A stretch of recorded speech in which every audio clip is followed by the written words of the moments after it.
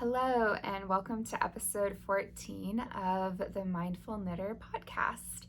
My name is Claire, and I am your host. I was going to say your host today, but I'm literally your host all the time because this is my channel, and there's nobody else that does videos with me. Although maybe one day I'll make some knitty friends or yarny friends who I can film podcasts with, or with whom I can film podcasts. Anyway, welcome. If you are new, I'm so happy to have you here with me today. I hope that you hang around and that you have fun. And if you are a returning viewer, welcome back. I am so grateful that you come back every week or, every once in a while, however often you return to hang out with me.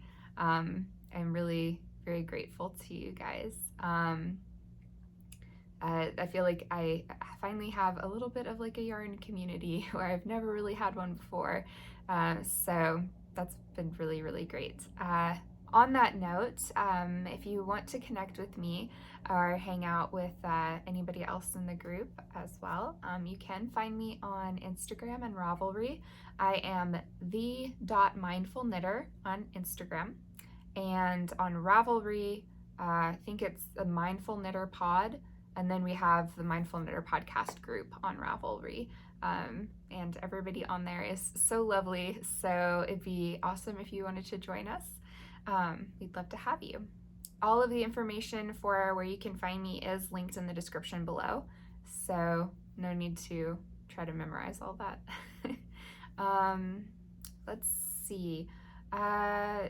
I don't think that I mentioned much about myself last time, which I probably should do a little bit for all the new people.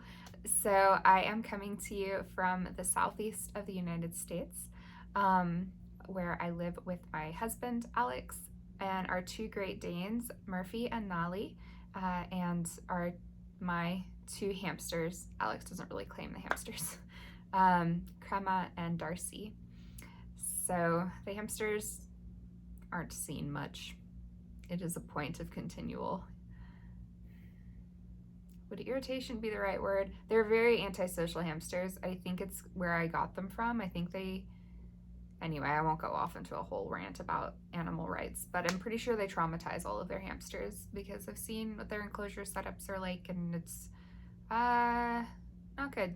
And so far I'm batting 2 for 2 for the ghost hamsters from this place. So yeah, I'm just gonna give these two very happy long lives, and my next hamsters will not be from that pet store because I've never had hamsters that acted like this.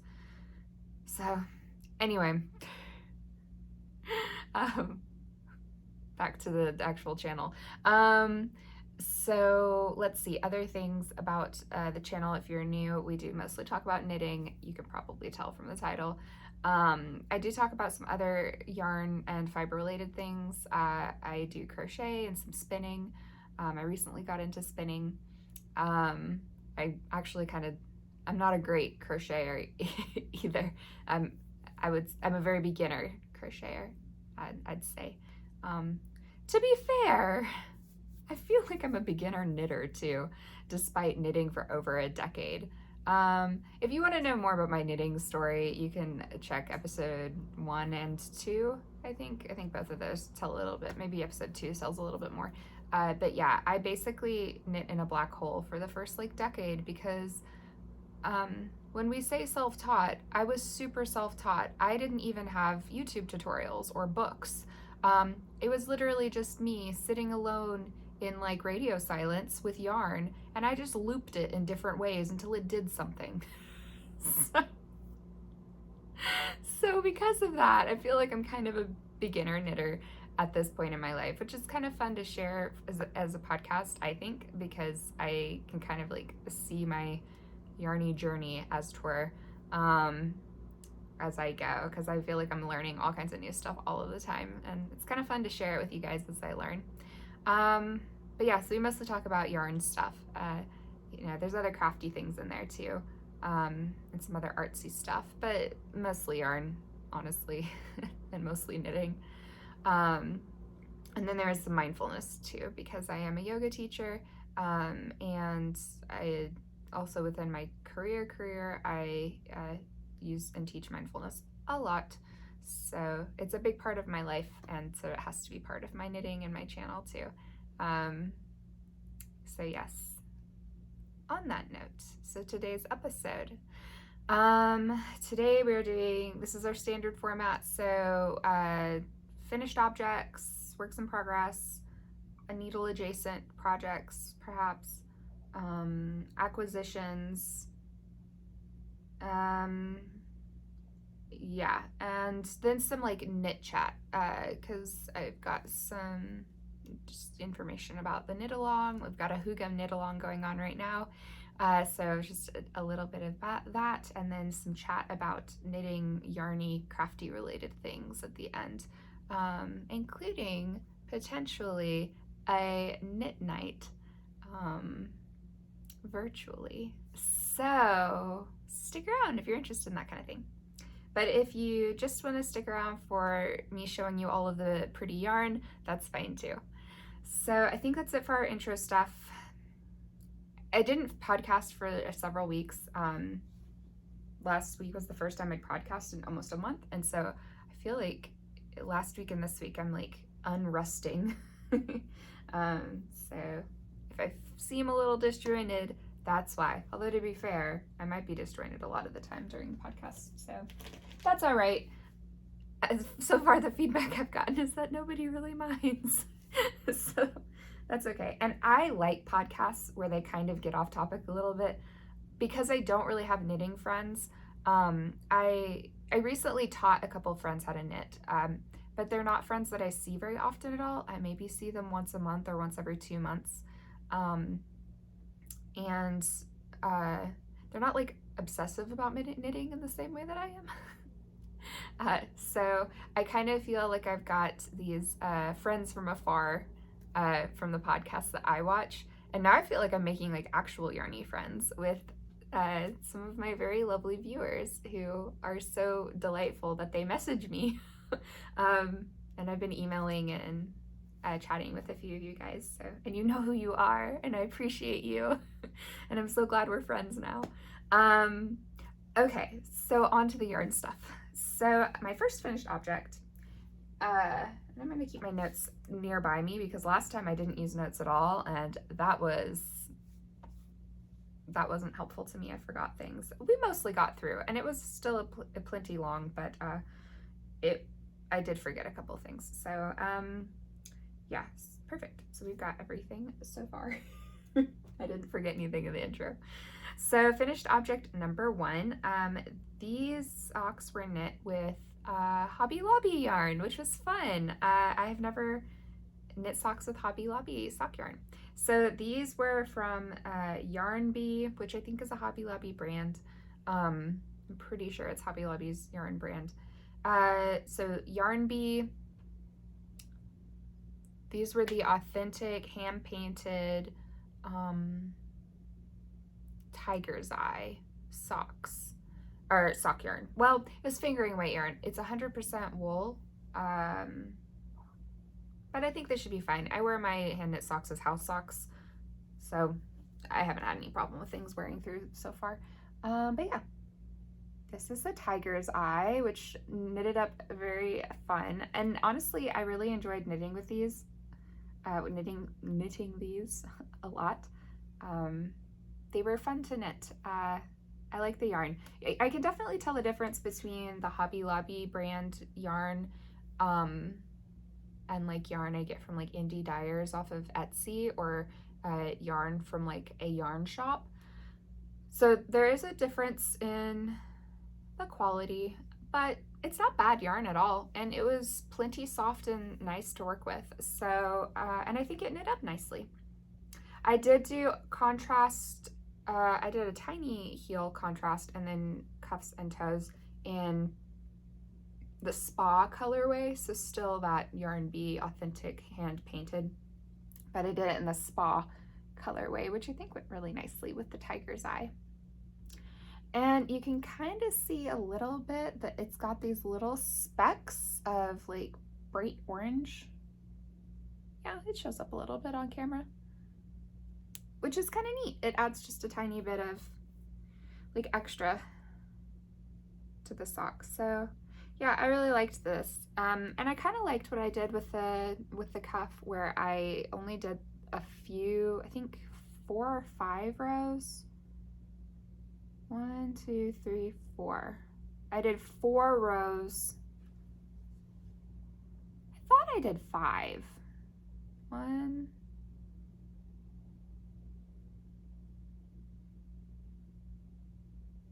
I can't tell how knitting works anymore. 2, 3, 4, 5. I think I did 5. It's a little hard to tell because there's blue in this too, so it's a tiny bit hard for me to tell where spot like ends and tiger's eye begins. But I think I did 5 and 3.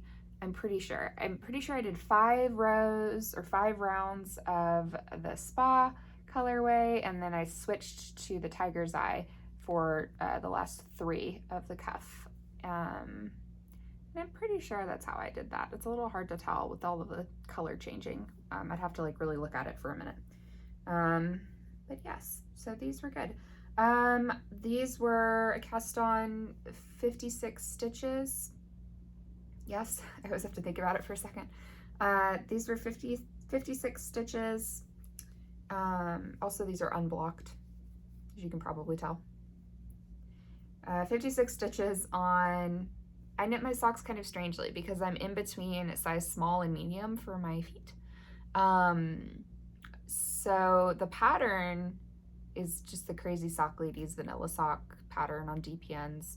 Her pattern calls for you to use size US 1s, but I use 2 US 1 DPNs and 3 US 1.5 DPNs, because if I use all size 1s, my socks are tight.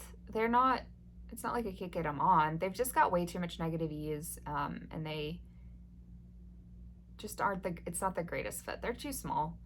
But if I go up to a size medium on all 1s, then my socks are way too big and they get baggy very fast. And I knit pretty tightly, so I don't think I could go down to size 0s because 1, it would hurt my hands too much, and 2, the fabric's pretty dense already when I'm using US 1s. So I think it would be too dense if I went down to size 0s. So I just kind of am doing this weird in-between trick where I am knitting with different size needles. And you can't, I mean, it's not like you can tell. It's not like my stitches are all weird. They are like 0.25 millimeters off from each other as far as the size of the needles, so that's not going to show up to the naked eye for the most part. Not when it's knit up, and certainly not when it's blocked, which these are not, and yet you still can't really tell. So that's what I found that works really well. Also, depending on the sock, sometimes I'll decrease at the ankle-ish area a little bit too, because my ankles, you know, I guess I have small-ish ankles for my proportions, because my ankles get really baggy when the rest of my sock is fine. So I will decrease sometimes around the ankle depending on the yarn and what's going on.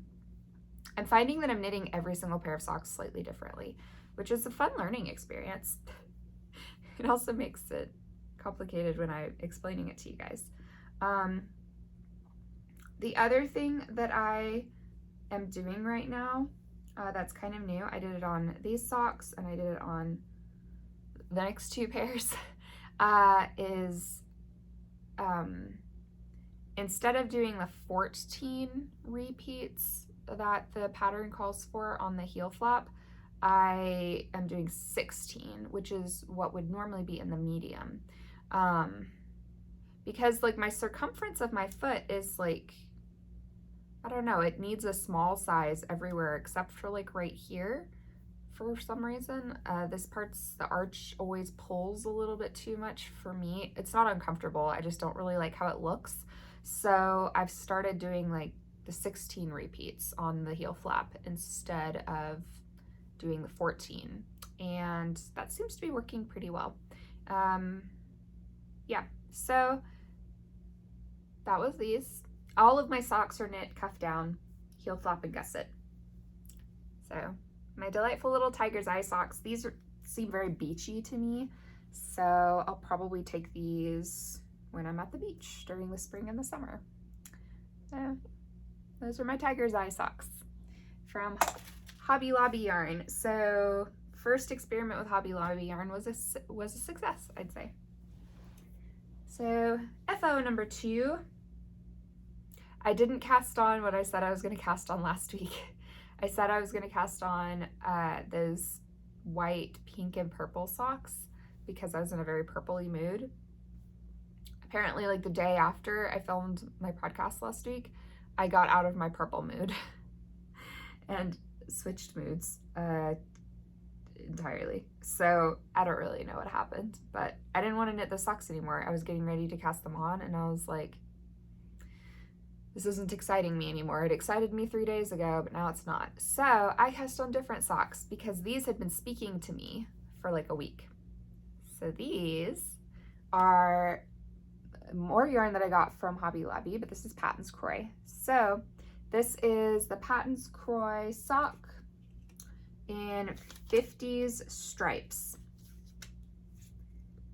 Yeah, super cute. I'm really happy. These made me so happy the whole time I knit them, and I never wanted them to stop. And I had leftover yarn, which is strange because this was a 50-gram skein, and historically, a 50-gram skein of Patons Kroy doesn't go super far when I knit it, but I did something different. I actually knit the Patons Kroy socks using a DPN, no, I use DPNs, using a DK pattern instead of a fingering weight sock pattern, because every time I knit with Patons Kroy, the fabric is so dense, like almost to the point for me where it's kind of uncomfortably dense and I don't really want to wear them. They feel like house socks, but they're just too dense for me. They might be perfectly fine for other people, but like I'll knit them on size US 2s and they're still way too dense. And they're a little big. So then they get kind of baggy and I just don't really like them. So I thought I'd try something different because I did a lot of pattern comparison and I looked it up. And the stitches per inch on US 3s for the Patons Kroy sock yarn is the same as stitches per inch for like a DK yarn when you're knitting DK socks. I compared a couple different DK yarn sock patterns, and then I compared that against what the Patons Kroy like label says as far as stitches per inch, and it's the same. So even though they say they're a fingering, and even though like they're considered a heavy fingering, they're actually, like, I compared it to my sport yarn, and they're thicker than my sport yarn. It's only slightly thinner than my DK yarn. So I don't really know. I feel like all of this is a little bit subjective anyway, because the yardage is different from skein to skein, and I don't really know. But I just figured all of my Patons Kroy socks are way too dense for me. I don't really like how they knit up, but I like the yarn. I like the self-patterning thing. They're fun. So I'm gonna just try it as a DK sock and see what happens. And it worked just fine. And these were fast. These were so fast. I knit these in 3 days, and I could have knit them in 2. I honestly probably could have knit these in 1 day if that was like if I had the day off and I just spent the day knitting on these. These would have been a 1-day pair of socks because they went so fast. Part of that is the magic of stripes. And then part of that was, you cast on 40 stitches. 40 stitches on size US 3s, and then I used a DK yarn for my heels, cuffs, and toes. These were so fast. They were really fun and very satisfying. And I think I'm gonna do all my Patons Kroy socks for me knit as DK socks from now on, because you can see like they blocked out very nicely. I really like how the stitches are laying. I think that they're laying much more, like it's not super dense anymore, but it's obviously not, you know, it's not stretched out. They're fine. So, and this is blocked, not on the sock blocker, and yeah, and they're still denser. They're still denser than my other socks, but I don't mind them as much anymore. So that worked really well, I think. So I don't know if you wanted to try that out. Patons Kroy sock knits up real fast anyway, but these just flew. They were so fast. And I was not knitting on them tons over those 3 days. One of those days, I maybe spent an hour on them because I was really busy and didn't have any time to knit that day. Well, besides the 1 hour, which I obviously did have time to knit because I did. But yeah, these were like sub 10-hour socks, I think. It went really fast. Yeah, they were very fast. So yeah, these were really good. I'm trying to think of any other notes. Another note, actually, when I was doing the arches on these, the pattern, it's a free Crazy Sock Ladies kind of vanilla sock patterns. I think all of them are free. The DK one is free on Ravelry. So it's Crazy Sock Ladies vanilla socks on DPNs, vanilla DK socks on DPNs. And it's a very well written pattern. And anyway, the pattern calls for you to decrease every 2 rounds when you're in this arch area. And I found on the first, I was trying them on as I went because I didn't really trust what I was doing, because I was like, these are supposed to be fingering weight and I'm doing them as DK. What if I'm making a terrible mistake? So I kept trying them on, and I actually cast them on 4 different times because I kept not trusting what I was doing.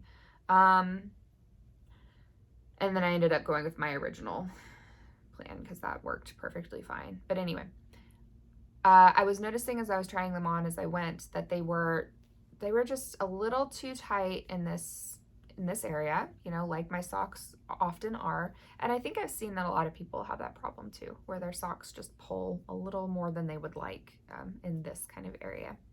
So instead of decreasing every 2nd round, I decreased every 3rd round until I got to like towards the end of those decreases. And then I started doing every other round because my foot, you know, gets smaller here a little bit more rapidly than it does up here. And that helped a lot. So I did my 16 repeats on my heel flap, and then I decreased not every other round, but every 3rd round. And that just slowed down my decreasing so that I could keep a little bit more, a little wider circumference for a little bit longer as I worked my way down the foot. That seemed to work really well. So that was a successful experiment, and these socks are so cute. I've got the sock block one and the not sock block one. And I love how on the self-patterning socks, the stripes don't match up perfectly. That makes me really happy because they obviously match, but they're just slightly different. And that really makes me happy. So yeah, super fun. And if you're curious, I knit these on my Knit Picks Mosaic wooden DPNs, which I love. I'm using those as much as I can right now because I really, really like those DPNs. Delicious. If you're curious, I'm drinking jasmine green tea this morning, and it delights me immensely. And I don't know if you guys have ever used these for your tea leaves, but it's pretty great. I think this is actually for something else. I can't remember what Amazon says that it's for, but I use them for my tea leaves, and they're just little, let me see if I can do this without getting tea leaves everywhere. They're just little like grabby things. So you can see my dripping tea and tea leaves everywhere. But I use it for my loose leaf, and I also, I use stevia leaves, like dried stevia leaves, in place of a sweetener for my teas, because I don't like processed stevia. Like, I don't like the drops or the powder. It just has a weird taste to me.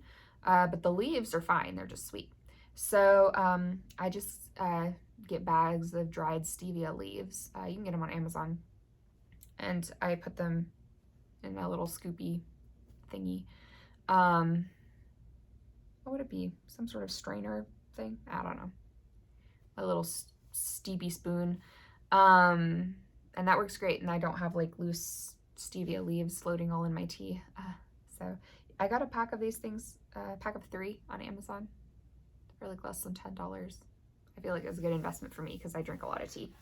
So fun facts.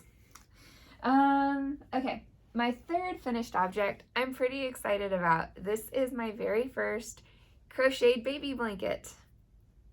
And I'm so pleased. I think it turned out really well. I will link below the tutorial that I used, or tutorials, I guess, that I used for the cluster stitch and the scallop stitch, because I found 2 different tutorials and just, you know, kind of combined them because I knew I wanted to do a scallop stitch. Sorry, I'm getting distracted by picking the dog hair off. I knew I wanted to do a scallop stitch on this because of the rainbow of the yarn. I wanted it to look like there are little fluffy clouds on either side. So that's why I did the little scalloped edge. So let's see, there's so much debris. I washed this yesterday and then I blocked it. This is going to a home that has dogs, so I don't think they'll really mind that there's dog hair in it, and I'm sure they'll wash it again with like baby safe stuff, so probably not a big deal. But this is the baby blanket. It's a lot bigger than I thought it would be.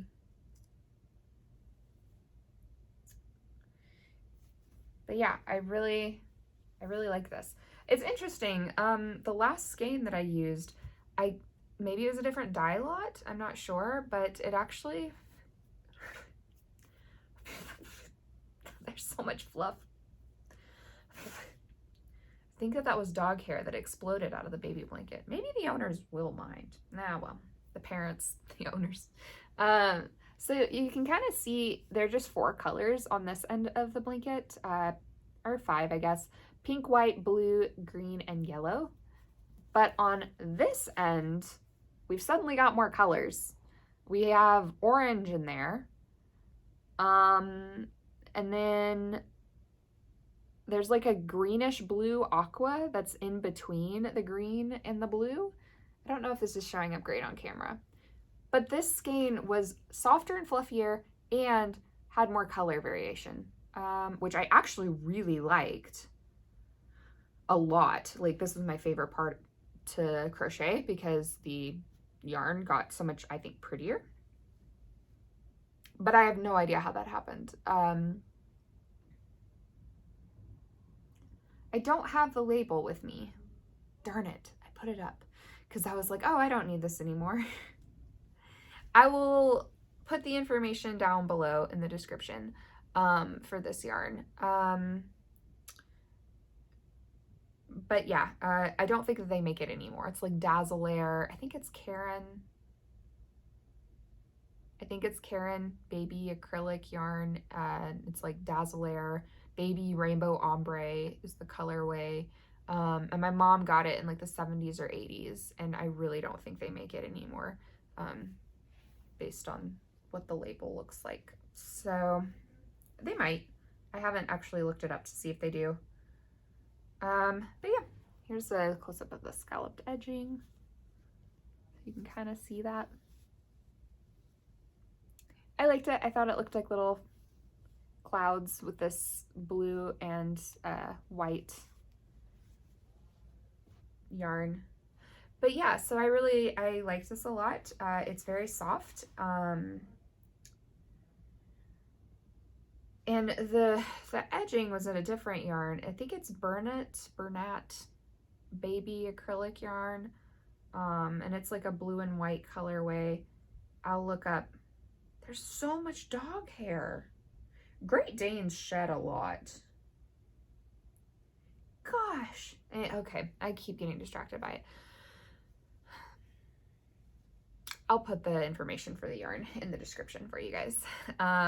This is my favorite, or my first baby blanket though, and I'm very excited by it. And I really hope that the recipient really likes it. I think it'll go really well with the nursery that they have put together. So yeah, I'm just so excited. I'm so excited. My very first crocheted baby blanket. I don't really crochet very much at all. So I was very, very excited by this. Yay! And it was so fast and it used up so much yarn. Which, you know, both of those things I think are pretty typical of crochet, but I was just blown away. That was, I think, 4.5 skeins of yarn. Almost 5 when I account for the border, I guess. Well, no. So it was like 4.5 skeins of yarn. Which just seems like a lot of yarn to me, and they were 100-gram skeins. And it just went by so fast. I would go through a skein in like an hour-ish. Like once I got my crochet rhythm going, it took me an hour to get through a 100-gram skein. It's worsted weight, but still, that just seems so fast. I'm not a very fast knitter, so that just kind of blew me away. I can kind of get going with crochet though. I don't know what it is. My fingers seem more nimble. I can crochet pretty quick. Like every once in a while I'd look down and go, ah, because I would see what my fingers are doing.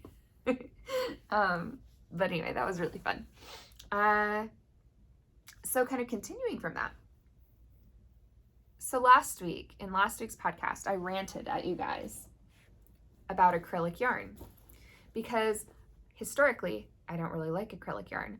I didn't really mind that one so much, but I have to practice a lot of mindfulness when I knit with acrylic yarn.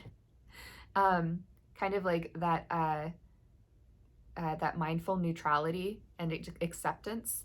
I have to practice a lot of that when I knit with acrylic yarn because I am apparently very sensitive to the texture of acrylic yarn, and it just grates on me.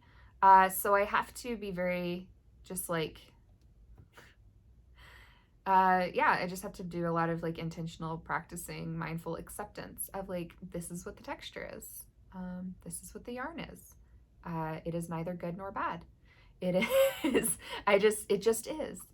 So I do that a lot when knitting with acrylic, usually. And by practicing that, I can still enjoy the process and I'm fine. You know, if I'm not going to go out of my way most of the time, historically, to buy acrylic yarn because I don't want to have to like do that while I'm knitting. I want to just enjoy my knitting. But this past week, I don't know if this is me eating my words or just making a very like well-timed discovery. I found an acrylic yarn that I genuinely really, really, really enjoy. And it's from Hobby Lobby. It is the Yarn Bee Sugarwheel. They have a few different sugar wheels. So this is their acrylic, 100% acrylic sugar wheel. This is the Gimme Cobbler colorway. And it's like an ombre, well, gradient. I'd say a gradient, not really an ombre. Yeah, and a gradient cake. This is 200 grams. well, it's 199 grams, but whatevs. This is 200 grams. And it was 30% off, so it's $7, but it was really more like $5. So $5 for 200 grams of yarn? What? What? What? And it's amazingly soft and lovely. It's so lovely. I started crocheting with this because I'm doing another baby blanket for a different baby. And I never want to stop. Like, I just want to crochet it forever. It's kind of amazing. If you guys care about this kind of stuff, there's the like lot number, and I don't know if you would care about that tons though, from like a Hobby Lobby Yarn Bee yarn. But anyway, it's like magic. I don't know why, but this doesn't feel plasticky to me at all. And maybe this is like the new wave of acrylic yarns or something, and I just never knew. But I really like this stuff. This stuff's great. So I have been crocheting this second baby blanket. This is what I have left of the first cake. And I do tend to knit, when it's caked up, I do tend to knit from the outside, as you will see. They do have a little pull, so you can knit, I mean, you can pull from the center. But I like doing it from the outside. It doesn't always happen, but often when I'm center pulling, it gets tangled in different areas, especially at the end when it's all kind of collapsed, and this way nothing ever gets tangled. So, and I find that I have to constantly pull while I'm working with the yarn anyway. Otherwise, like, I have too much tension, so I have to have this loose anyway. So I might as well just like unwind it from the outside and have a little like loose pile next to me and not have to deal with my cake collapsing. So yeah, so that's why I do that. But here's how it's crocheting up. How cute is this? And I don't know if it comes across on screen at all, but this is so drapey. Like, acrylic yarn feels like acrylic to me. Like, it feels so acrylic. That yarn is perfectly soft and fine, and you could see that it moves perfectly fine, but I can tell it's basically made out of plastic. Like, I can just tell, like, the way that it moves, and it's not my favorite. Like, I would never make something for myself out of that. But this stuff, it's like, it feels almost not quite like a natural fiber, but very, very close. And it's so drapey and so squishy and really soft. It's almost got the chenille kind of, not quite, but it almost kind of sort of has a vaguely chenille-ish kind of quality to it, but in the best way. I don't know. I'm a really big fan of this yarn, you guys. I think it's so cute knit or crocheted up. And you can tell like how drapey it is too by how it like, yeah, it's just, it's so good. I think I'm going to crochet blankets for my other nieces and nephews as well, because I'm just enjoying this so much, and I want to knit. I want to crochet all of the colors with this stuff. And again, this is going very fast. This is, you know, just an hour or two of work. Yeah, maybe 2 hours, because this is a 200 gram skein. So I guess about 2 hours of work. This is really fun. So this is my, I guess, first work in progress to show you guys this week, is this second baby blanket. I'm doing it basically the same with, so the same tutorials. Of course, I use tutorials for 5 or 10 minutes to kind of get the idea, and then you just kind of like go. So, yeah, they're not really kind of tutorials you necessarily need to like follow the whole time, because you get the stitch and then you just do the stitch a million times. But yeah, so I'm just doing that cluster stitch, and then I'm gonna do, I think, a scalloped edge on this as well in a gray baby yarn that I have. And the gray and the blue yarns were just from stash. They're just leftovers from a baby cardigan that I knit for my nephew this fall. So I just had lots left over from that cardigan because babies aren't very big. So I'm using that for the borders on these. And this is my Anomalous Mind project bag from Etsy. And I can link that below too, but I do love this project bag. It's my winter project bag and it makes me very pleased. So that's, I think, the only thing to really say about that. Oh, the crochet hook I'm using is a 5.5, I think. Yeah, it's a 5.5. So next things. I'll share this next. So this is my Advent calendar yarn. It's my Emma's yarn, silky sock, silky something, silky, not silky singles because they're 2-ply yarn. I don't know. It's merino and silk. This was my Advent yarn, my Advent calendar yarn, which is always like fun rainbowy colors. And I am knitting the Flora Daze shawl, which is one of the patterns that was created for this Advent yarn kit. Yeah, it's on Ravelry. So it's Flora Daze by Laura Dobratz. I will have the information below, both for the yarn and for the pattern. But this is what I have so far to show you guys. So this is a progress keeper that I put to mark where I was last time I showed you guys. So I've knit basically all of this green since last time. Yeah, and I think that that's knitting up super nicely. So you can tell she's got this garter panel over here and then this kind of like textured panel on this side. And I think this is gonna be gigantic when it blocks out because I think it uses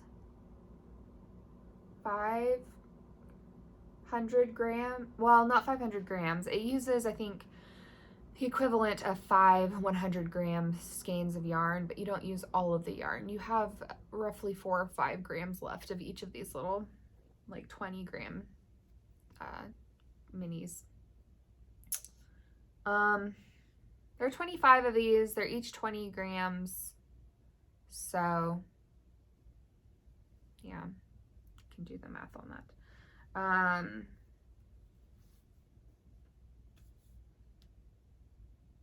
And now I'm finding myself trying to do the math on that. I'm not going to take up screen time for that. You can do your own math on that. Yeah, that's like 500 gram skeins because 25 times 4 would be 100. And yeah, so yes, because there are 25. So yeah, oh gosh, because 5 times 5 is 25. And I am 1/5 of the way through. So I have gotten through 5 color changes now. So yeah, 1/5 of the way through. This is kind of a long haul project. So I don't really count it in my active knitting project number. If you've been watching for a while, you know that I typically have 3 active projects on my needles at a time, but I don't mind having 1 or 2 kind of long haul projects as well. So this guy's a long haul. I mean, as you can tell, I've only knit the green section in the last month. There were like 2 weeks where I didn't do anything with it at all. So I kind of pick this guy up. I try to work on him now once a week, just so I'm like continually making progress. Unless there's a period where I just really have no interest, and then I might put him away for a while and take him back out. But I think the big reason why I wasn't knitting on him was because I was not a huge fan of this green here. I think it'll be fine in the context of a whole shawl because this thing's going to be huge. This is 1/5 of it. So this thing is going to be gigantic. So I think the green will just kind of be part of the rainbow by the end of it. But for right now, this is not a color I would ever wear on its own. I think in the context of the whole shawl, it'll be fine. But I got burnt out from that color real quick. But I like the color that I am now on. It's this like green mixed with kind of a pale yellow and then some cream. And so I like that. And then the guy that's coming up next reminds me of Sea Glass. And he's got all kinds of different greens. Really, really pretty. So I'm looking forward to that. So I think once I get into kind of the groove with these guys, it'll be better. And there will probably be other sections like that where I'm just not a huge fan of that particular color. That's okay. I'm knitting these on my Hygge Sharp interchangeables, which were my big Christmas present this year from my mom. And I love them. These are the first nice needles I've ever had, and they are just so decadent to knit with. I love them so much. A lot of people, I think, don't like the Hygge Sharps because they say they poke themselves with them. They're a little pokey, I guess, but I don't think I really push off the tip. I thought that I did, but I actually kind of like push off a little like adjacent to the tip. So I don't actually end up poking myself with them at all. And I like the really sharp point. I find that I can knit a little bit faster with these. I'm not splitting the yarn really as much. So yeah. So I really like these. I don't think I have a whole lot else to say about them because it's a paid for pattern. And I'll put the information for the pattern and the yarn on there. But the yarn's really fun. It's really great to work with, and it's lovely and squishy. It's going to be great when it's finished because it is, I think, 80% superwash merino and 20% silk. I'm pretty sure that's the makeup of this yarn. So it's just really, really lovely. And I've never knit with anything with a silk content before, so I'm really enjoying that. The novelty is delightful. So I'll do socks next.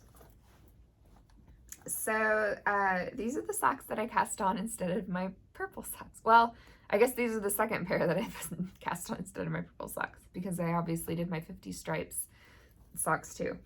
But I cast these on yesterday and just knit on them while I was at work yesterday because even though yesterday was Saturday, I'm helping out with my university. So I work full-time in my own career, and then I'm a PhD student as well, and so I do school stuff for my own school stuff, but I also am an employee of the university. So anyway, they've got like new student stuff that they do. I help with a few of the classes because I would, like to kind of teach graduate students, maybe sometime soon. At this point, I'm not too far off from graduating, finally. It's been a million years. Anyway, so right now I don't really have weekends because I am working every Saturday in addition to working Monday through Friday. And I'm actually working for a little bit today too. This is because I have another class that I have to get on a Zoom call for a couple hours for tonight.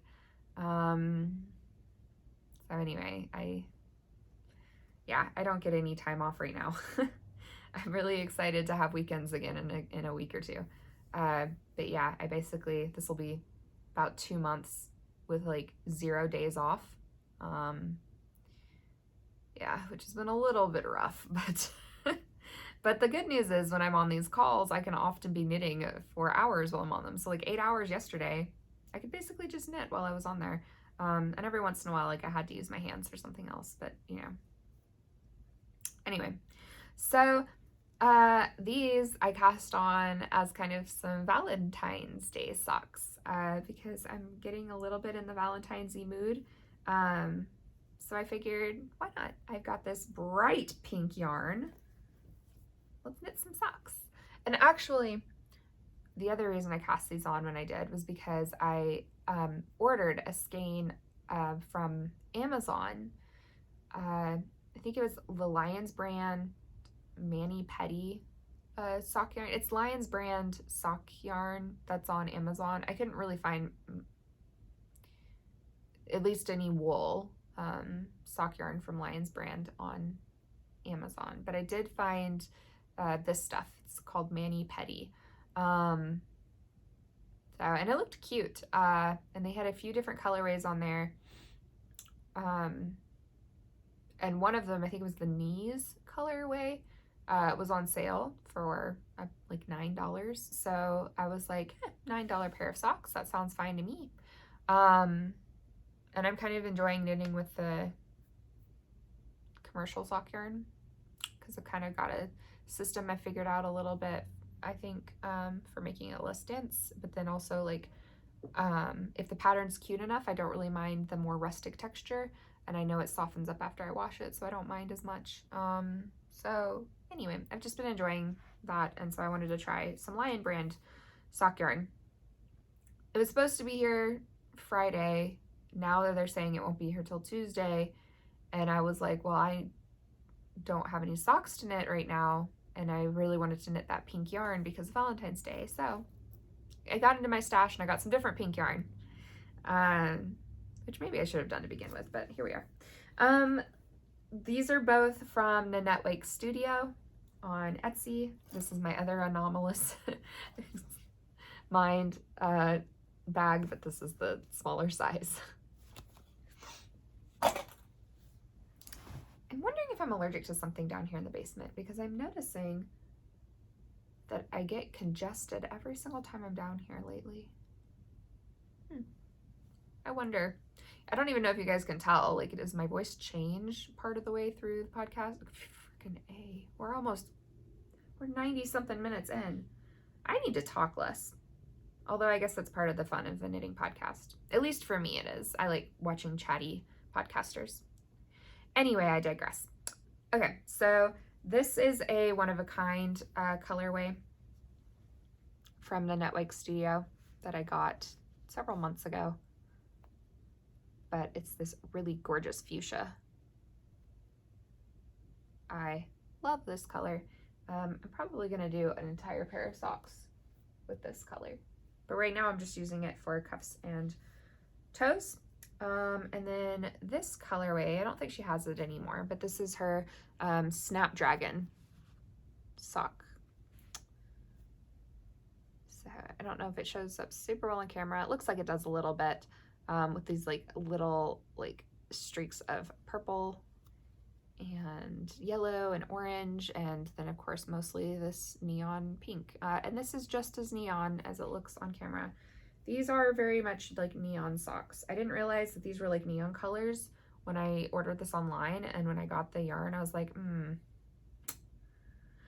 that is a bit much for me, but I'm kind of enjoying it for Valentine's Day socks. So, and it's actually knitting up very nicely.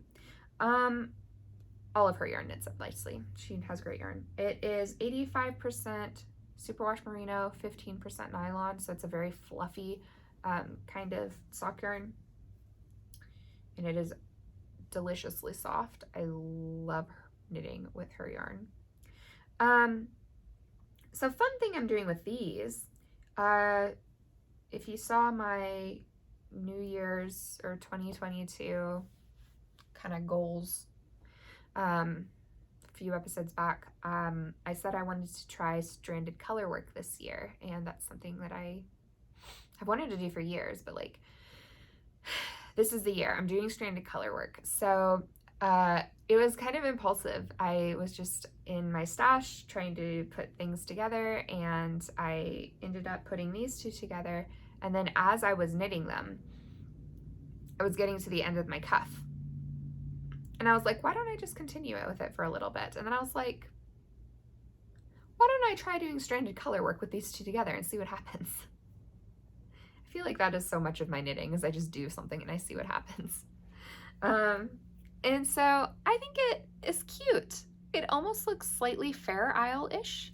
It's a pretty, I think, typical Fair Isle sort of color stranded thing that I did. I just did two of my magenta, 2 magenta, 1 Snapdragon, 2 magenta, 1 Snapdragon, and then the next row I alternated like 1 of each, so just magenta, Snapdragon, magenta, Snapdragon, magenta, Snapdragon. And then the next row I did 2 Snapdragon, 1 magenta, 2 Snapdragon, 1 magenta. And so, you know, they do layer over each other in places, so it's not like a perfect, it didn't work out like, you know, perfectly evenly, I suppose. But it worked out well enough, I think. I like the effect. I think it's cute. I guess I'll show my floats. These are my first floats, you guys. So here are my floats. I think they're fine. I don't really know what you're looking for with floats. I guess like maybe like neatness. So yeah, there's my floats. They seem fine. I don't know why my camera is not focusing on stuff lately. I don't know, it's so weird. It focuses fine when I'm doing other stuff, but not when I'm podcasting these days. It's a little frustrating. But so I guess I've officially done my first stranded color work. Didn't really watch any tutorials or anything. I just kind of was like, I think that the gist of this is you just hold it loosely enough so that when it stretches, it's not going to like constrict anything, but like you keep enough tension on it so that you don't have like your stitches popping out all over the place. So I think I've achieved that. I think we'll see. But I'll do that again when I get to the toe. I like it. And then I really like how the Snapdragon is knitting up, because most of hers does this kind of spiral pulling. And so you can see the pink spiral pulls. And then you've got like all of your other colors that do this sort of a very subtle stripey type thing. So I love that. I think that's really, really, really fun. So I'm enjoying these a lot. I've done my heel turn and my, or my gusset and my heel flap, my turn. So I'm gonna pick up my gusset stitches today probably and get all of that knit up. Yeah, these make me really happy. I'm very pleased with these. And I am knitting them on my my mosaic DPNs from Knit Picks, and I'm using my 3 US 1.5s and 2 US 1s. So my needles are all mismatched, but I don't really mind. So yeah, that is a very fun one. I'm enjoying that. I'm glad that I cast that on. Yeah, because my sock yarn, my other sock yarn from Lion Brand is not supposed to be here till Tuesday, and who knows, it could get pushed back farther than that. I'll see. I have one more work in progress for you guys, because I have to have 3 active works in progress. And this one I'm so excited. I shared this with you guys last week. This is my first lace pattern shawl. This is so exciting to me. This is a free pattern. It's the Pluma shawl. You can get it on Ravelry for free.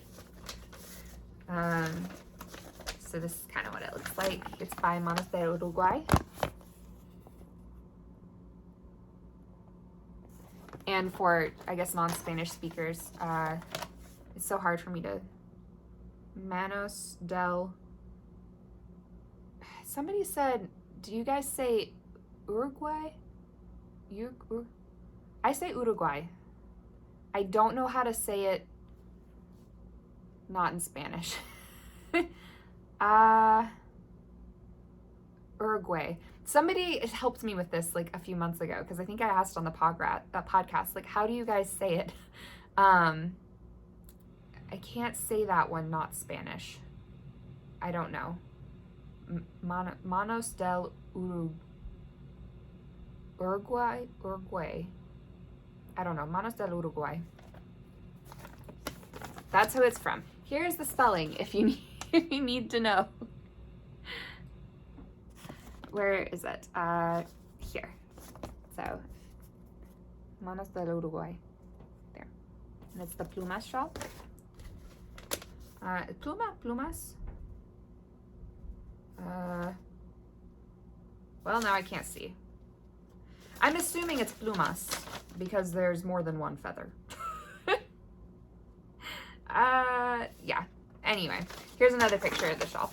So it's this garter stitch shawl with this like really pretty kind of feather lace pattern. And yes, so this is my first time.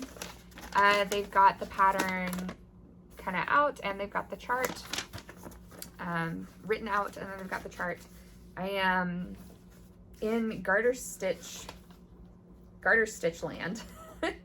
And I'm using Nanette Studio, this 85% superwash merino, 15% nylon fingering weight yarn in the flax flower colorway. And just look how gorgeous this is. I think I showed it to you guys in the skein last week. This is it all balled up.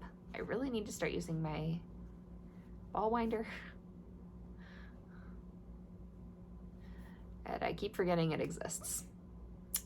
And it's just, it doesn't take me very long. Like, it takes me maybe 10 minutes to do this. I know it would be faster, but it just seems like a lot of effort to set all that up. I feel like it is so much, it's faster for me to just sit down and wind these balls by hand than it is for me to go through all the effort of setting all the stuff up, because I'm not going to leave it up all the time because it takes up so much room. Anyway, this is the yarn, and here's what I've got so far. So this is what I have knit this week. I cast this on, I don't remember when I cast this on. I cast this on a few days ago, and this is what I have. So yes, I have this lovely, it looks like a teeny tiny shawl. How cute is this? Yeah, so I think that once this is blocked out, this is going to be really fun. On the edge, we've got these little eyelets. I guess these would be eyelets. Yeah, along this edge.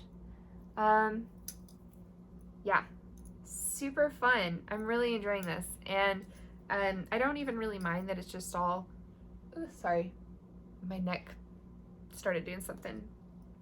I don't really even mind that it's all garter because the yarn is so gorgeous. If I was using a solid or even a tonal yarn, I don't think I would be enjoying this as much, but because I'm using a pretty variegated yarn, this is perfectly fun. And I thought about that before I did this shawl. I knew that I wanted to turn this yarn into a shawl when I bought it. And then when I saw this pattern on another podcast, I think it was on one of the Knitting Expats really early episodes, because I'm rewatching some episodes right now.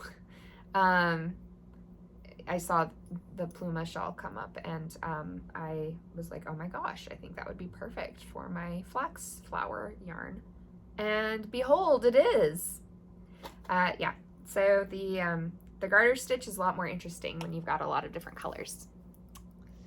So yeah, so pretty. I really love how this is knitting up. And one of the things I'm thinking about doing is when I get to the lace edging, the feathers, as it were, I am thinking about swapping out for this skein, because this is also flax flower, but you can kind of tell it's got a lot more green, and the pattern calls for a bit more than what one 100-gram skein has in it as far as yardage. And so I think I'm gonna have to just pull in this skein at some point anyway. So instead of having like one section that has like a lot more green randomly, I think that when I'm done with the garter and I get to the feathers, the feather lace, I think I'm just gonna do that whole section in this skein. I think. Kind of depends. I might not have enough of this skein. This is a 50-gram skein, so I don't know if this is 218 yards. I don't know. Yeah, I don't know. This has more gray and more green in it. That's my thought though, as we'll see how it goes as it goes. But that is an idea that I have. We'll see. We'll see how much yarn I've got left by the time I get there. And if it's not very much at all, then I will feel safe switching over to that, to the other skein. But yeah, so this is, I guess it's upside down, but if I try to do it this way, it, well, no, that doesn't work. So yeah, this is my first lace pattern shawl. It's not lace weight, it's fingering weight. But I'm really very excited. And these I'm knitting on my high sharps as well. I think these are US 4s. These are 4 millimeters. So is that a US 5? A US 6. I think I'm knitting my Flora Daze shawl on my US 5s. These I'm knitting on my US 6s. Yee! And this project is in my chestnut fibers. Oh gosh. Just throw it at the camera. This is my chestnut fibers project bag. It's got this really cute lining. The pocket is lined in a different color. I love this project bag. I particularly love this lining. And she put this little yarny Siamese cat in here. And I love this project bag. I think Chestnut Fibers, I think, is a Canadian maker on Etsy. And I think her project bags are just so, like, they're a great size. They stand up really, they've got a great structure to them. I think they're just a very thoughtfully well-made bag that are not super expensive either, which I really like. So yes, so that is my Pluma shawl, or Plumas shawl. That's my projects, or those are my projects. So some upcoming projects also kind of goes into my acquisitions. I'll start with a yarny one. So this is some yarn I got as a Christmas present. I'm kind of spacing out my Christmas presents in my acquisition section because I got a lot of yarn for Christmas this year, partially because, you know, I got way more into knitting this past year and I started this podcast as well. So part of it was that, and my mom wanted to, like, you know, support my yarny adventures because I'm having so much fun with it. And then partially because my mom's local yarn shop was closing right after Black Friday. So like the first week of December, they were gonna close permanently. So they were having a huge Black Friday sale. So my mom bought a good portion of the yarn shop's stock because it was way discounted. A lot of it was like 75% off, and they're good yarns. So it's sad that that yarn shop is no longer in business, but part of that yarn shop lives on within my yarn stash now. So this is some sock yarn from Hot Boheme Fibers, which is a brand I have never used before. It's a little crumpled up, but yeah, it's the Mimi fingering. It's 100% superwash merino, 438 yards and 100 grams. Yeah, and this is the colorway. It says the palette is Trance and the colorway is Goya. Interesting. Yeah, cool. So yeah, this is a brand I've never used before, and here is the yarn. They caked it up for me at the shop. So part of me wants to go ahead and use it so that it just doesn't want to focus. Part of me wants to use it since it's already caked up so it doesn't stay in this, like, fairly tightly, this is a fairly tight cake. I don't want it to be in that forever.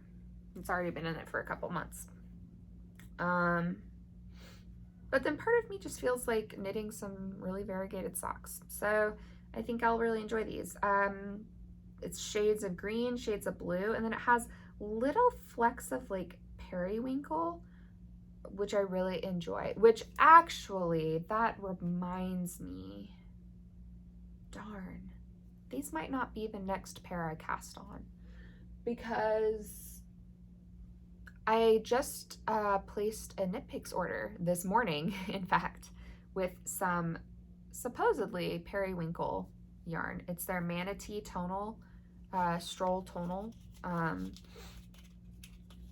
and it's supposed to be like a periwinkle-ish color. I've been looking for some periwinkle fingering yarn.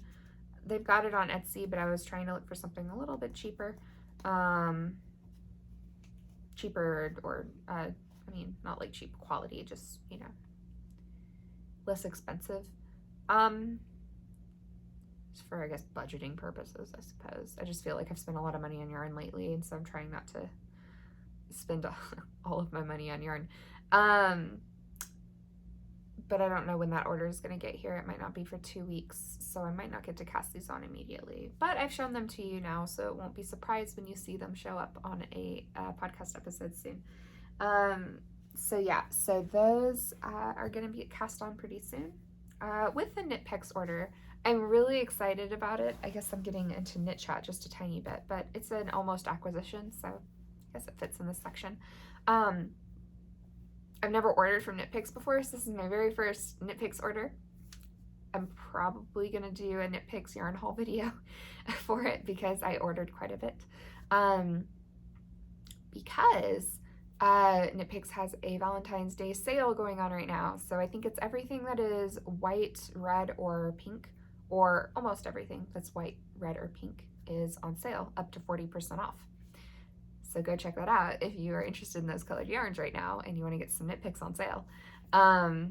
They also have, and I think this is kind of how Knit Picks works, where they frequently have stuff go on clearance, or they have like a goodbye sale to things, because I think that they introduce new colorways pretty frequently.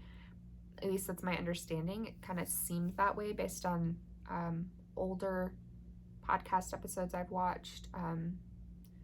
Because like podcast episodes from like 5 or 6 years ago, like those Knit Picks colors don't exist anymore. So it looks like their static socks, like all of their static socks they're now in the clearance section, and I think they are also in the goodbye. Well, I mean, that's what kind of clearance is most of the time anyway. So yeah, so they're getting rid, I think, of all of their static socks. I don't know if that means that they're never going to have static socks again, or if they're just getting rid of these colorways. But I think I picked out like 6 of them. I've never knit with their static sock yarn before, so I didn't even know they existed. I somehow missed it when I've been on the website window shopping. So yeah, they're all on sale. Some of them are, I think, 30 or 40% off, and some of them are like 15, 20%, or I don't know. They're different percentages depending on the colorway. So yeah, I got a bunch of those because they're about to be gone forever. So I figured now is probably the time. 3 of them are for me, 4 of them are for gifts, or 3 of them for gifts. And then I also got a skein of Felici because it's on sale with the Valentine's Day sale. And I've never knit with Knit Picks Felici, and I would really, really like to. I really like knitting striped socks, and I really like knitting socks. So I am in the mood right now where I want to knit with all sorts of different types of sock yarn. And I figured I wanted this colorway anyway, and now it's on sale. So I kind of been, again, this is my first Knit Picks order from Knit Picks. I've gotten a couple things from Amazon, but not very much. But I've really liked all the Knit Picks products that I've gotten to work with thus far. So I'd like to order directly from them. It's a little cheaper to order from them than from Amazon. And I would also just like to order directly from them and support them in that way if they're a good company that makes good stuff. So, yeah, so I guess enough about that. I'm excited about it though. And I just placed that order this morning, and hopefully I'll have that for you guys soon. And I'll probably do a separate haul video for it. Because I know some people are really like the haul videos. They don't really care about the podcasty stuff. So That way I can separate it out for everybody. At least it seems that way from particularly my Hobby Lobby yarn haul video. I've had a lot more views on that than most of my other videos. That makes sense though. I like to watch haul videos too. It's kind of fun to live vicariously sometimes. And I get a lot of really good ideas, like some brands I didn't know existed or whatever. So I like haul videos too. Okay, more acquisitions. While we're talking about knit picks, I guess I'll just share this one with you guys too. So this is one of their Stroll mini packs. This was also a Christmas present. I just had it on my Amazon list and my mom got it. This is the terrarium, I think. Yeah, this is the terrarium one. Look how fun these colors are. So congested, good grief. I think I'm really allergic to something down here. I do have a lot of mouse issues down here, and I'm wondering if that... I'm not allergic to my hamsters, am I? I wonder. I am allergic to mice. So whenever we have mice in the house, like I can tell, one, because it smells like mouse, and then two, because I have headaches and I'm really congested. So I know we've got mice down here because it's winter and I keep finding mouse evidence. I find less mouse evidence now that I've put out the electric traps, but now I find dead mice in my traps. And if you're wondering, if you have trouble with mice and you can't really do like a catch and release type thing, and you need to just set like mouse traps, I highly recommend the electric traps because they are so much more humane. They're more expensive. I think they are way worth it though, because animal rights is like a huge thing for me. So I like the electric traps because they, yeah, without getting into like, you know, a lot of morbid stuff, they're much quicker, so they're not cruel to the animal. And a benefit to you, they're really easy to clean up because I just put some dog food in it, like dry dog food, so that's no mess. And then the mouse is basically electrocuted, so there's no mess from that. And they're like basically just plastic shoebox size, so you just pick up the whole thing, go outside, and just like shink, like into your yard, or I guess the trash can, and that's literally it. You don't have to do anything else. I just put some more dog food in there, and then I click the on button, I put it back, and they're pretty great. So, and we live kind of like out in the country-ish, so there's mice out here, and there's not a good catch and release method for us. So and I put out mice deterrents as best as I can. So I use a lot of essential oils and other stuff that does help kind of deter mice from coming in. And you know, I try to make sure everything's sealed really well. So I do as much as I can so that I don't have to use mouse traps left, right, and center, but I do have to use some.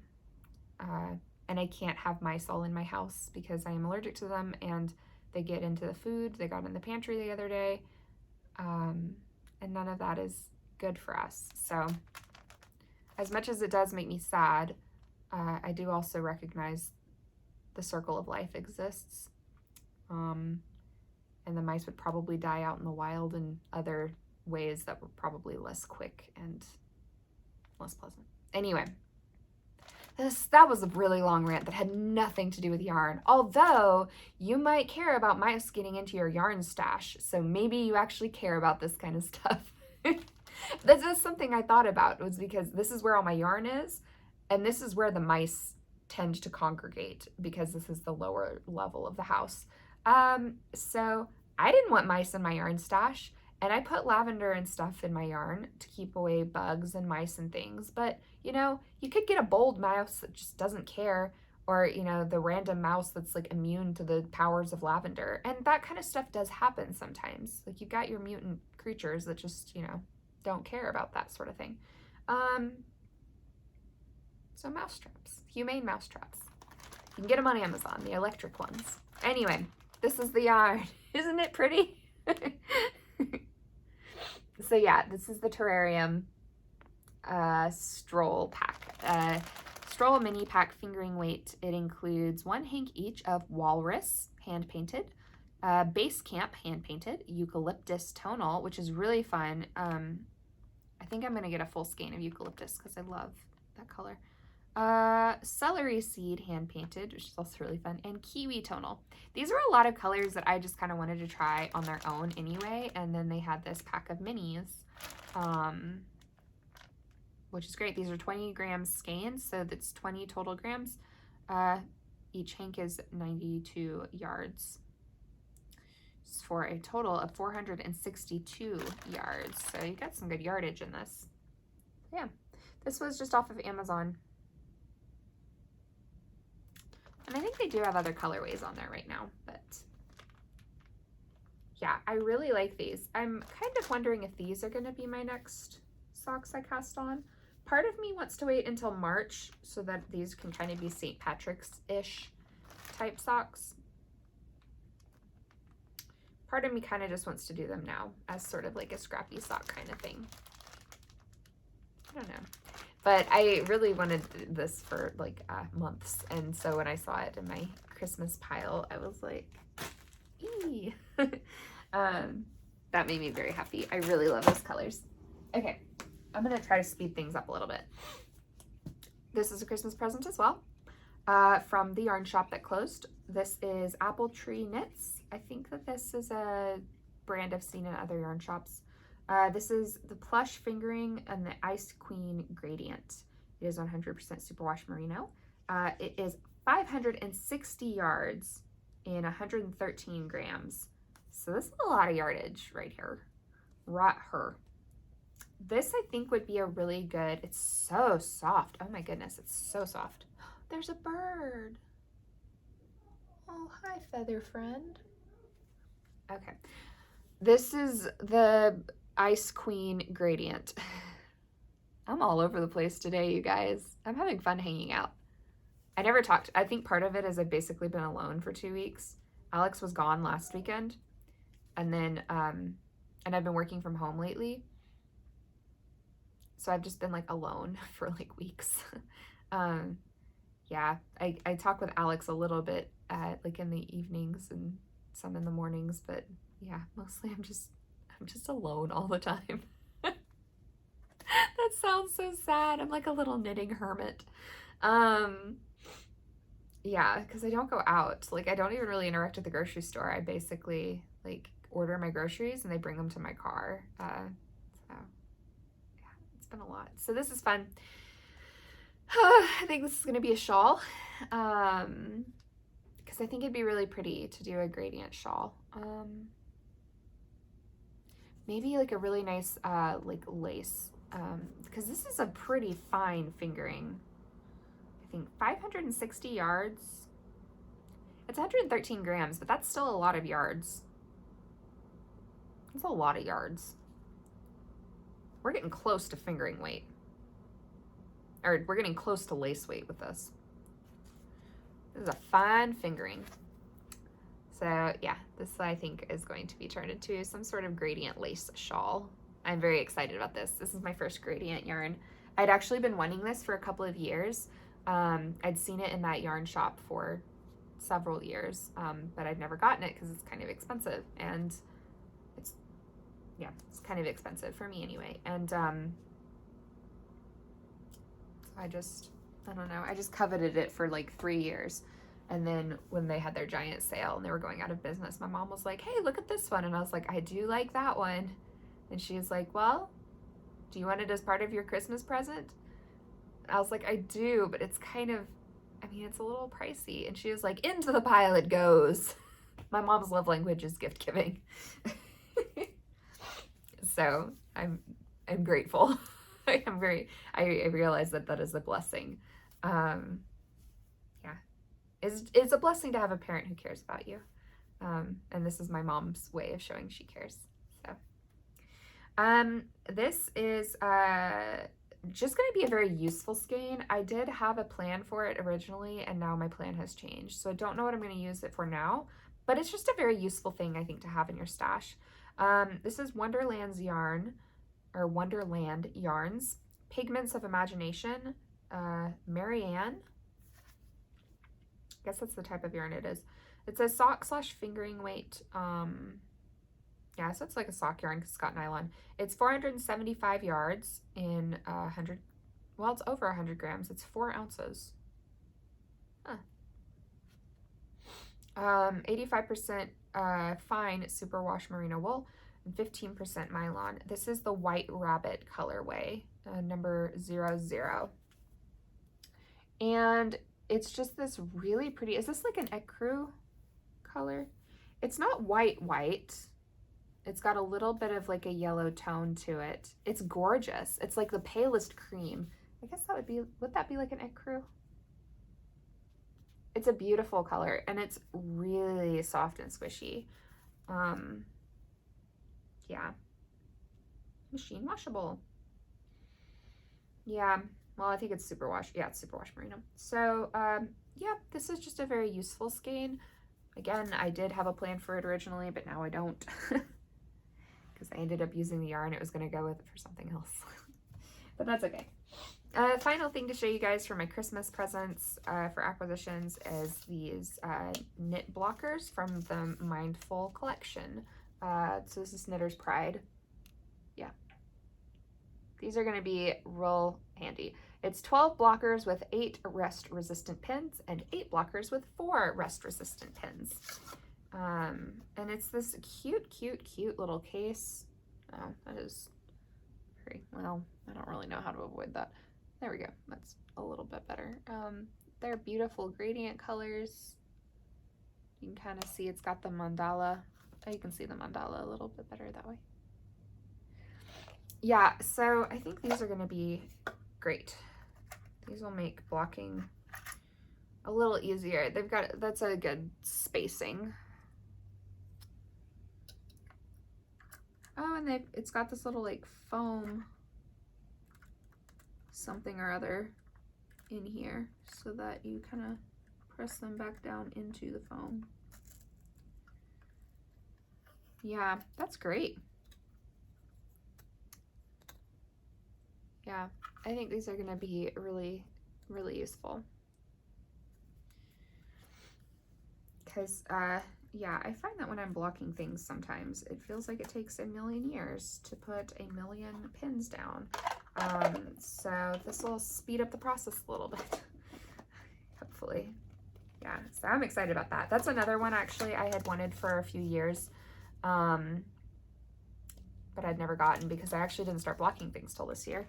Because again, I was knitting in a black hole and I actually didn't know blocking existed until this year. And then when I discovered that it existed at first, I was terrified to try it because I didn't want to get my hand knitted things wet. Now I love blocking things because blocking is magic. And then last acquisition I'll show you guys real quick because you probably don't care as much as about the yarn, but I got some fiber for spinning. This is all from Nanette Studio. This is her Zinnia or Zena colorway. This is Lily Pad, and this is Rotten Pumpkin.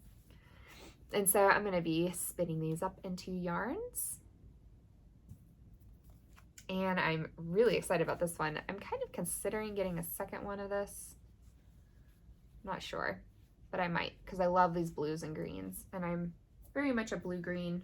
I'm very much a cool color kind of person, except I love pink. So, and then this is, I've actually already got a braid of this already that I'm gonna spin up.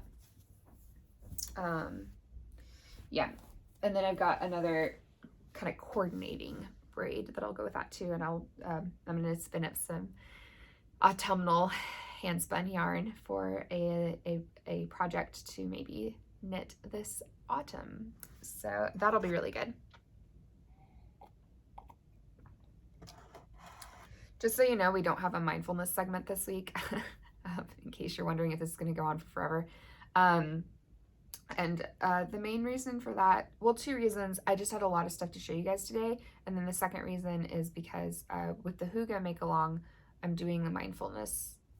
I think I'm going to do my mindfulness stuff as separate videos with the Hygge Make-Along. At least that's what I'm doing this week. because it's a lot of practices for me to like, I don't know, do with you guys if I'm doing like them for the podcast and for the make along. That's just a lot. So I figured if you're interested in that, you can you can watch those videos and do those practices that way. And a lot of people probably aren't interested in the mindfulness practices when they watch the podcast episodes. So that way it just kind of separates it out, I think, in a useful way. So I'm going to show you guys one more acquisition that is not knitting related, just real quick. This is for sewing. You know, I've mentioned before that I'm a dancer, and so I have a performance in a couple weeks, and one of my costumes, it's actually a new costume, and I need to do a couple alterations on it, and I needed to make a couple accessories for it because I don't think it looks quite complete as is, so I'm going to make a couple accessories. And the accessories that I'm making are armbands, so they're like little strips of cloth that go across the arm. And it's a blue costume. It's different shades of blue. And I like recycling because I like the planet. So instead of buying fabric, I tried to look through my fabric to see what I had that would work. And I have two options. These are things I'm not going to wear anymore because they don't fit. One is this pair of triathlon shorts, which are very small. These are very small. And I look like a sausage in them. Which I guess could be cute, but it's not very comfortable. So yeah, these are like, you know, a very stretchy kind of fabric. And these are swimsuit bottoms that don't fit anymore. And that's also, you know, a very stretchy fabric. So I was thinking that I'm probably going to go with this one, I think, because this is already basically perfect for the armband. I can just cut like right here and then seam the fabric over. And since it's got a lining, I can even insert, what I'm going to do is I'm going to take this wide Velcro and like make the armband and then make like this into a sleeve basically and put the Velcro into the sleeve and then use these little snaps. These are just little Sewology snaps from Hobby Lobby. So that I can kind of keep this fabric open on one end. So the sleeve is like open. So I can adjust the Velcro to fit my arm nicely. And then I just close this with the snaps over it so you can't see the Velcro closure. So I think I am going to go with this one because I like this color. I think is a little too much for armbands. I think that this is a little bit more like subtle because I am pretty fair skinned, so I think that this I think was just too abrupt, so actually we're not going to use that. And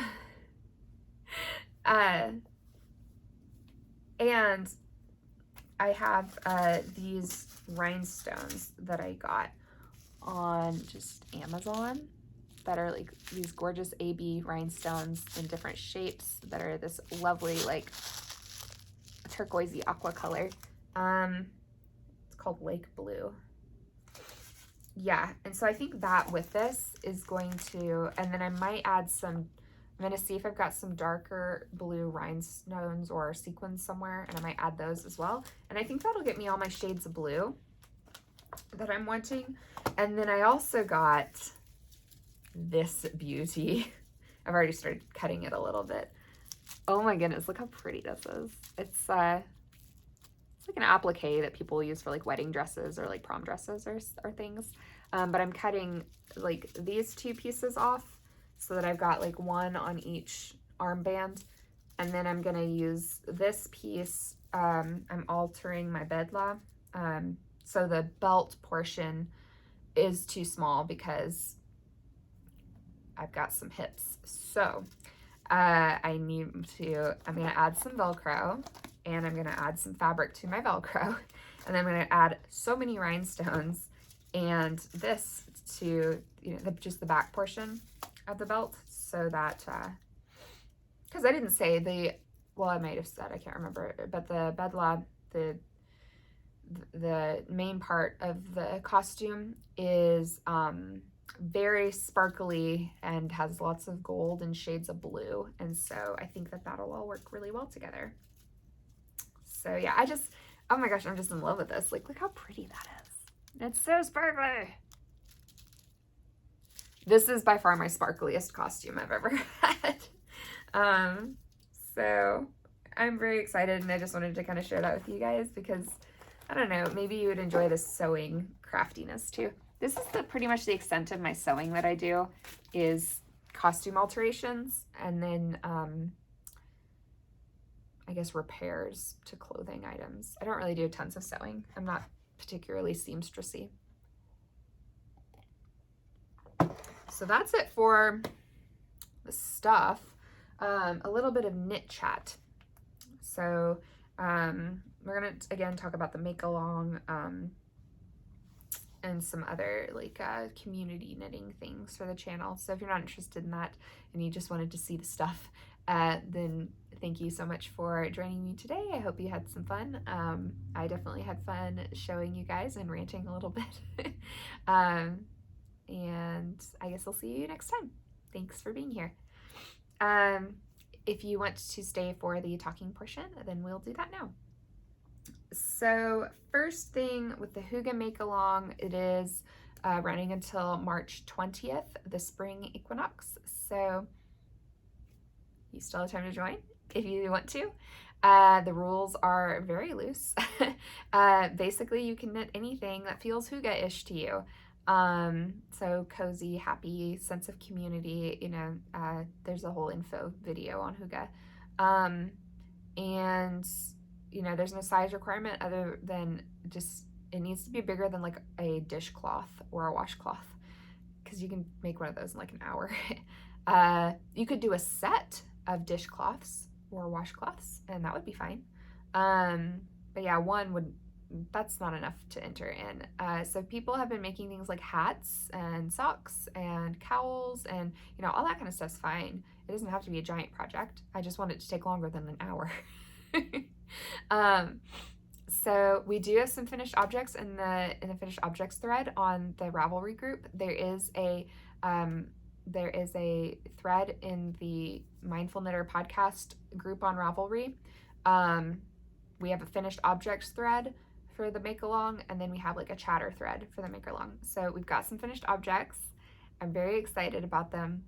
I am thinking that I might compile those when we're like halfway through the Make-Along and do like a little like finished objects update video for everybody.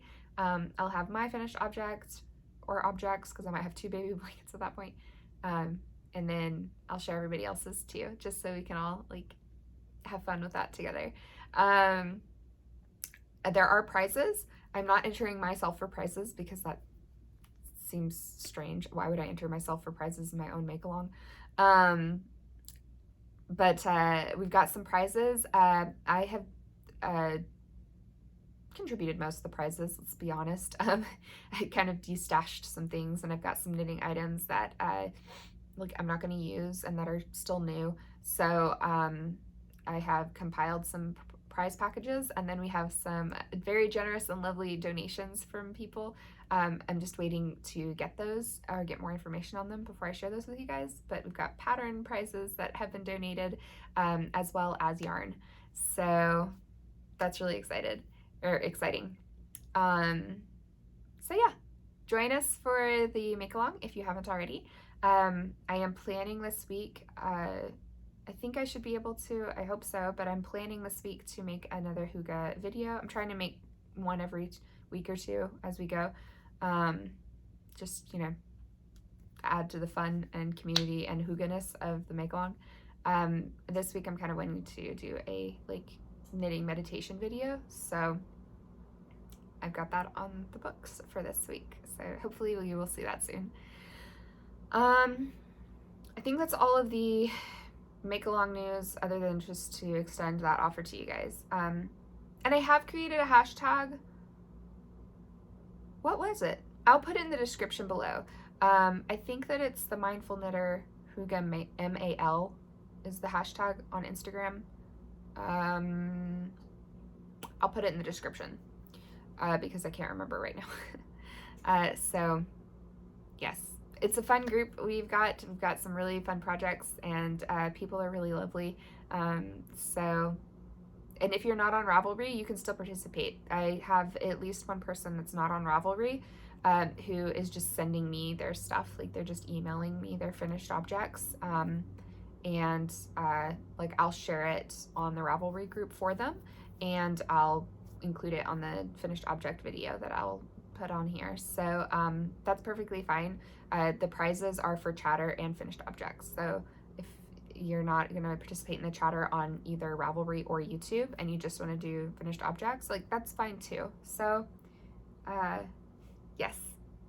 Anyway, that's the make-along stuff. I'm having a lot of fun with it. I hope you guys are too.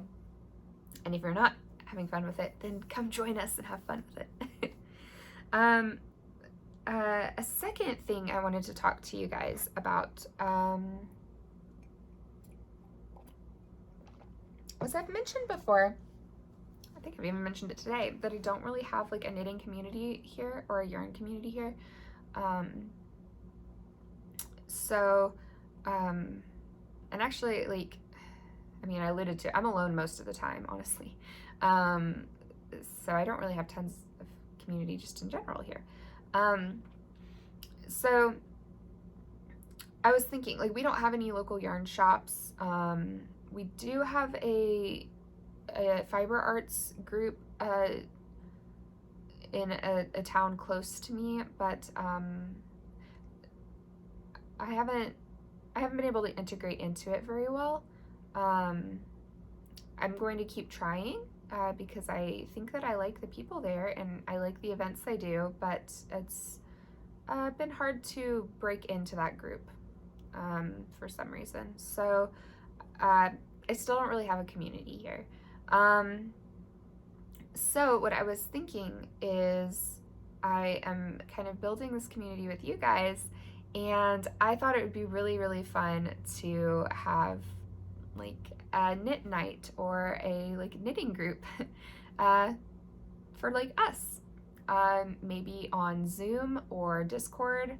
I don't really have a preference, but I thought it would be really fun to plan like a knit night or like just a knitting hangout at some point. I think this month would be fun. You know, I'd be fine doing it the next couple weeks. I don't care. But I wanted to like pose that question or that idea to you guys and see what you thought about it. You know, also, I don't know what times are best for most people. For the most part, I make my own schedule, so my schedule's fairly flexible. I do work quite a bit, but it's a flexible work schedule. So, yeah, I don't know if like Tuesday evening would be a good time, or if like, you know, the weekend would be better for people, like during the day on the weekend or something. I don't know. I don't know what time would work best for me yet either, but I am pretty flexible and I can make most times work. So I wanted to throw that idea to you guys. What do you think about us having a virtual knitting group where we get on Zoom or Discord and we knit together for like an hour or two? And we just chat and share our projects and maybe get to know each other a little bit and just have like a knitting community. What do you think? Please let me know in the comments below, or you can message me on Ravelry or Instagram or whatever. Yeah, and then I guess like follow-up question with that is, I'm just curiosity, do you have a knitting group or a knitting community where you are? Do you knit with your people from your yarn shop, or do you have friends who knit or crochet, or do you have craft night with friends? Yeah, do you guys, or are you part of an online knitting group already? Yeah, do you knit with people? Do you have like a group that you do that with? I'm curious, because I don't. Yeah, like I don't. So I wonder what that's like for other people. It's something I'd really like to have.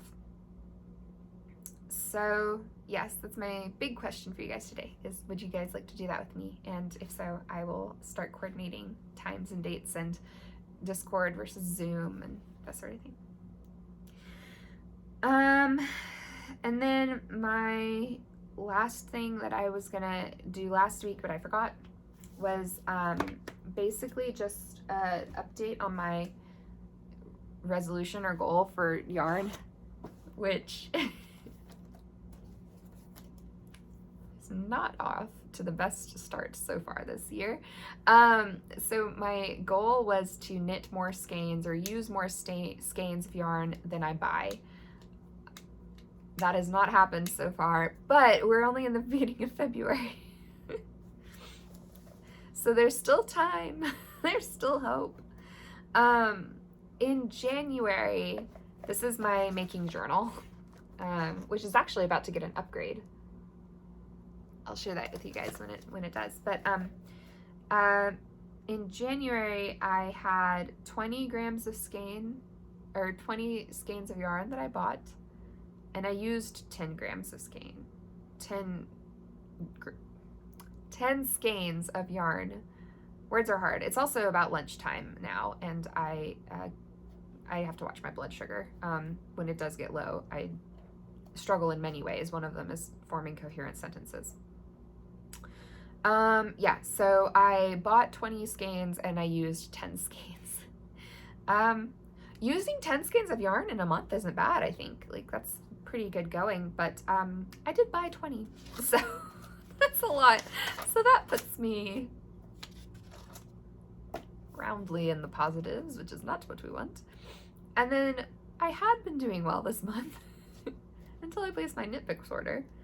I had bought, I guess, 3 skeins. One of them hasn't arrived, but I had bought 3 skeins of yarn, and I've used 5 skeins so far, which is not bad for 6 days into February. I've used 5 skeins of yarn already.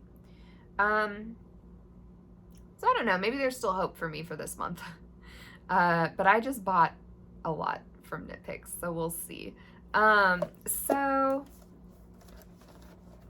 yeah, so that's a progress update on that. I am definitely not reaching my goals so far, which I was really like downing myself for, honestly, for like a week or two, and I was just being really rude to myself and saying that I was a yarn addict and that I was a shopaholic and like, why can't I control myself, and like, why am I binging on yarn, and you know, all sorts of stuff, that I'm irresponsible, and I was just being rude to myself for no reason at all. And I this morning was thinking about it, or maybe it was last night and this morning, I guess, that this is a really fun and exciting time for me. I have never really bought yarn before, other than like 1 or 2 skeins at a time at Hobby Lobby, and the cheapest stuff that I could really find that I liked for a specific project. Like, I have never just had the freedom to just buy beautiful yarn because I love it.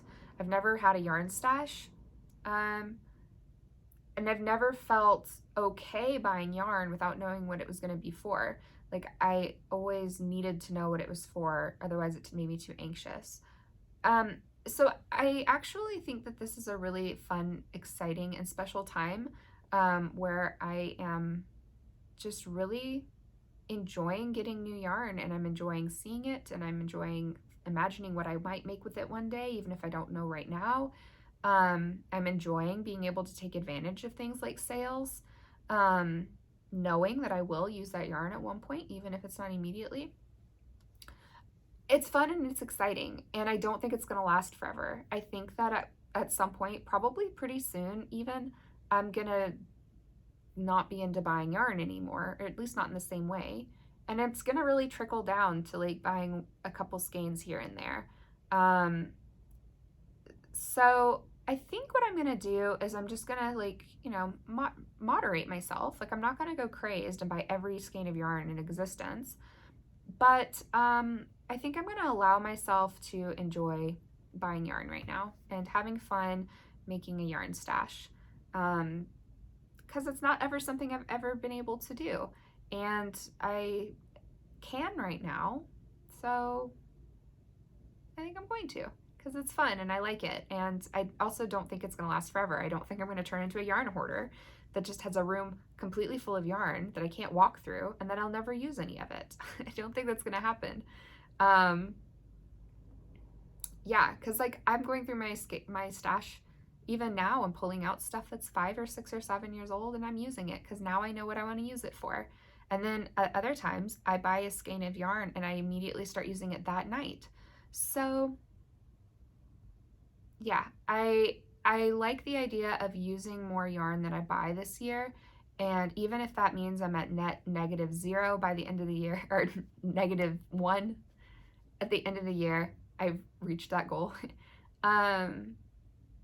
But I also think that it's okay. Like, I don't think that I need to be so hard on myself and keep myself to X number of skeins, or else I've like ruined everything. I think it's okay to be surrounded by beautiful things that I love and that make me happy. Yeah. So anyway, those were my thoughts about my yarn buying lately, and updating you on how that's going with the in versus out. And I've decided I'm not going to stress about it, and I'm not going to beat myself up, and I'm not going to keep myself from getting something that is lovely and that I will use and that is a really good price because it happens to be on sale. Yeah. So anyway, those are kind of my thoughts and my updates and all of that sort of thing. I don't feel like I have anything else to add that's of value. So I think that we will end it here for now. This is probably the longest episode so far. So if you have stuck with me, congratulations and thank you. I hope that you guys enjoyed our time hanging out today. I know that I really, really did. And I'm excited to hang out with you guys again in the next week or two to update you on how all of these projects are going. So I hope you guys have a lovely week and that you are doing well. And I hope you have plenty of time for crafting and doing things that you love.